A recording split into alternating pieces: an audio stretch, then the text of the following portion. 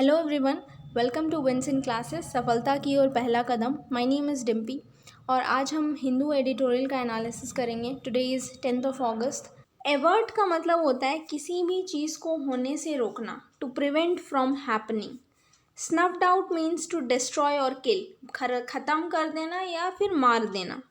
अंड्यूलेटिंग का मतलब होता है स्ट्रेट नहीं, कर्व, ठीक है। टू मूव और शेप लाइक वेव्स ऐसे होते हैं ना, तो इसी को बोलते हैं अंड्यूलेटिंग। स्क्रूटनाइज्ड का मतलब है एग्जामिन करना या फिर इन्वेस्टिगेट करना, एनालाइज करना बहुत केयरफुली, ठीक है। To examine carefully in a critical way, बहुत ध्यान से एनालाइज करना। नेक्स्ट इज इंटीग्रिटी का मतलब है बहुत ऑनेस्ट तरीके से, honest and fair, the quality of being honest and fair. Ascertain means to learn और रियलाइज, किसी चीज़ के बारे में जानना, that is ascertain. Acquisition का मतलब है the act of acquiring something, किसी भी चीज़ को प्राप्त करना। Overshoot means to go beyond और टू गो ओवर, मतलब कोई भी चीज़ जब बहुत स्पीड से आती है तो उसे ओवरशूट कहते हैं। Next is pose means to create a problem और थ्रेट। स्किडिंग का मतलब है sudden and uncontrolled sliding movement, फिसल जाना, ठीक है। आज का जो हमारा एडिटोरियल है वो कोझिकोड के एयर क्रैश को लेकर के है। टाइटल दिया गया सेफ्टी डेफिसिट। डेफिसिट का मतलब है failure.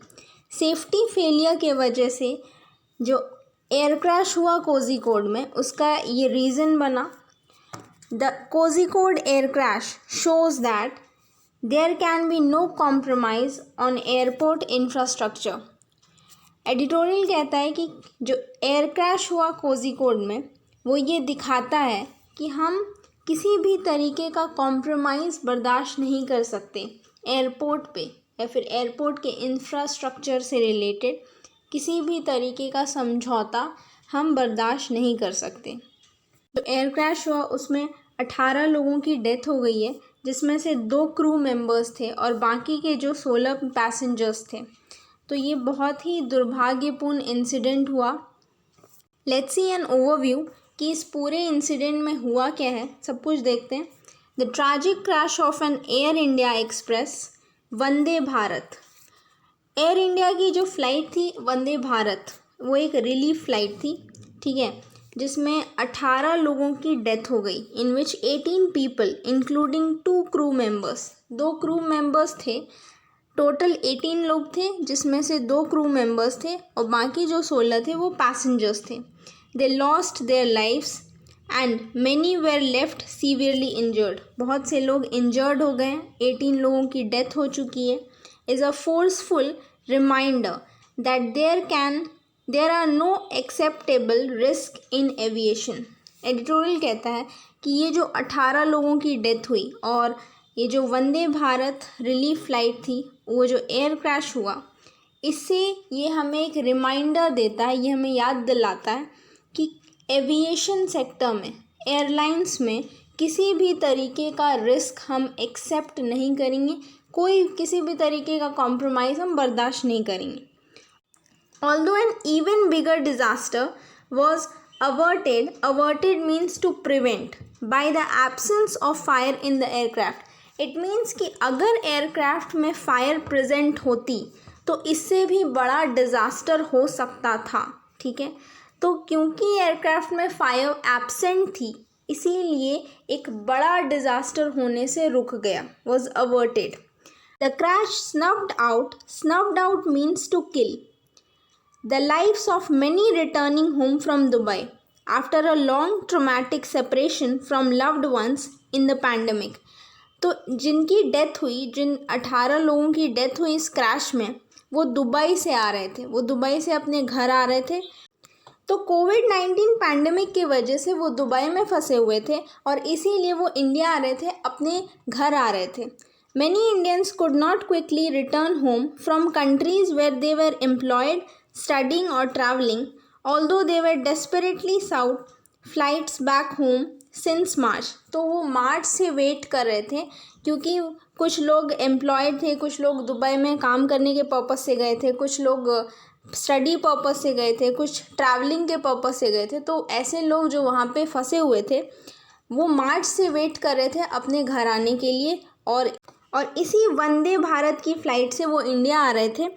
For those who took that long waited trip on 7 August, तो जिन लोगों ने भी 7 अगस्त वाली इस फ्लाइट को लिया, इट एंडेड इन डिज़ास्टर, तो एक बहुत ही डिज़ास्ट्रस एंड हुआ इसका।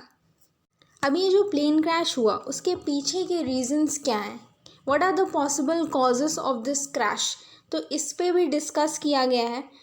पहला तो ये कि वहाँ पे बहुत ज़्यादा मानसून हो रही थी, ठीक है, बारिश बहुत ज़्यादा हो रही थी। सेकंड ये कि विजिबिलिटी जो थी वो कम थी, ठीक है, बहुत कम विजिबिलिटी थी जिसकी वजह से दिख नहीं रहा था। थर्ड ये कि जो कोझिकोड एयरपोर्ट है ये कहाँ पे सिचुएटेड है, ये जानना बहुत इम्पोर्टेंट है। ये पहाड़ को काट के बनाया गया, ठीक है। तो अगर पहाड़ को काट के बनाया गया तो इसका एक स्ट्रक्चर है टेबल टॉप समथिंग इस ऐसा होता है, और जब भी प्लेन लैंड करती है तो उसको एक ज़्यादा स्पेस चाहिए ताकि वो कंफर्टेबली वो लैंड कर सके, ठीक है। तो इसकी स्पेस ज़्यादा नहीं थी। अब बारिश हो रही है और प्लेन लैंड कर रही है, तो समथिंग हैपेंड जिसके वजह से ये प्लेन स्लिप हो गई, और इधर भी खाई है इधर भी खाई है, क्योंकि ये पहाड़ को काट के बनाई है तो इधर भी खाई है और इस साइड भी खाई है। तो अगर स्लिप हुई तो या तो वो इधर जाएगी प्लेन या तो इधर जाएगी, तो इसीलिए वो क्रैश हो गया। There are clear pointers to the dangerous nature of flight operations at Kozhikode Airport in the midst of strong monsoon. Monsoon था, even with the availability of instrument landing system. जो landing system था वो table top था, that means जो runway था उसमें वो ज़्यादा स्पेस नहीं था, जिसके वजह से वो स्लिप हो गई, उसको कंफर्टेबली वो लैंड नहीं कर पाई, स्लिप हुई और वो खाई में जाके गिर गई। There are problems with visibility कम थी वहाँ पे, far shorter safety area at runway and absence of arrester systems that could stop an overshooting plane का मतलब है कि जब कोई प्लेन बहुत तेज बहुत स्पीड से आती है तो उसको ओवरशूटिंग प्लेन कहते हैं, ठीक है।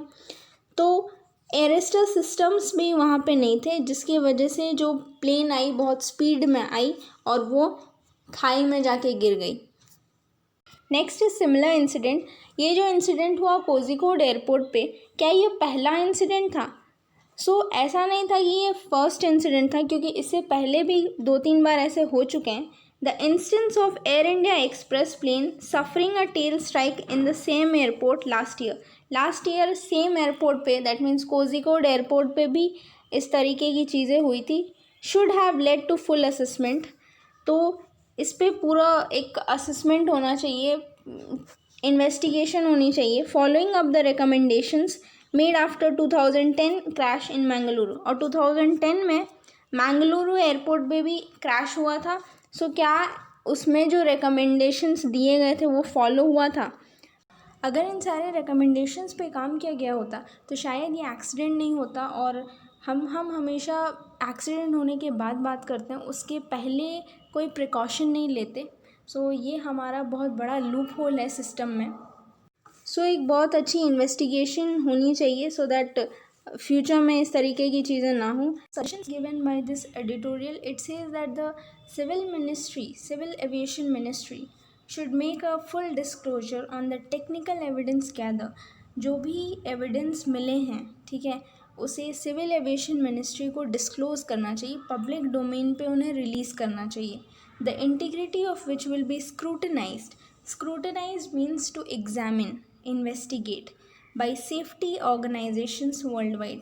जो भी सेफ्टी ऑर्गेनाइजेशंस हैं वर्ल्ड लेवल पे, ठीक है, उसे एग्ज़ामिन करने की ज़रूरत है, क्योंकि हम हमेशा इंसिडेंट होने के बाद रिएक्ट करते हैं, उसके पहले हमें प्रिकॉशंस लेने चाहिए, उससे पहले हमें उस पर काम करना चाहिए कि हमसे कहाँ गलतियाँ हो रही हैं, तभी हम इन सारे इंसिडेंट्स को रोक सकते हैं।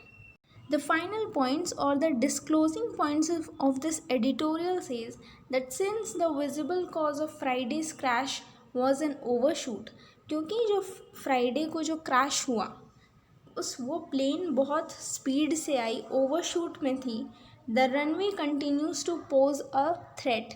जो रनवे है अभी भी वहाँ पे डिज़ास्टर्स हो सकते हैं, वहाँ पे एक्सीडेंट्स हो सकते हैं। दैट इज़ ना, अभी भी वो थ्रेट क्रिएट कर रहा है हमारे लिए। बैड मेट्रोलॉजिकल कंडीशंस, हमें पहले क्यों नहीं बताया गया कि वेदर कंडीशंस कैसे हैं? अगर पता चलता तो शायद वहाँ पे वो लैंड नहीं होता, या फिर किसी दूसरे जगह पे लैंड किया जा सकता था। तो ये सारे कुछ फैक्टर्स थे जिसकी वजह से जो पैसेंजर्स या फिर जो क्रू मेंबर्स थे उनकी लाइफ उनकी लाइफ डेंजर में आई। Every air safety incident diminishes India's reputation.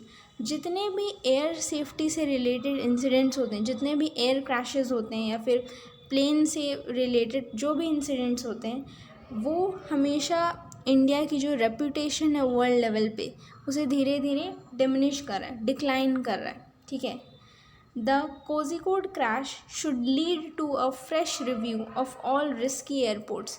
जितने भी रिस्की एयरपोर्ट्स हैं, जितने भी एयरपोर्ट्स हैं जहाँ पे इस तरीके के इंसिडेंट्स हो सकते हैं, ठीक है, फ्यूचर में, उन सब के लिए ये जो कोझिकोड क्रैश हुआ इसको बहुत अच्छे से एक फ़्रेश रिव्यू करना चाहिए, बहुत अच्छे से इन्वेस्टिगेट करना चाहिए, और साथ ही साथ उन सारे एयरपोर्ट्स को भी जो रिस्की हैं, ठीक है, जहाँ पे इंसिडेंट्स होने के चांसेस हैं।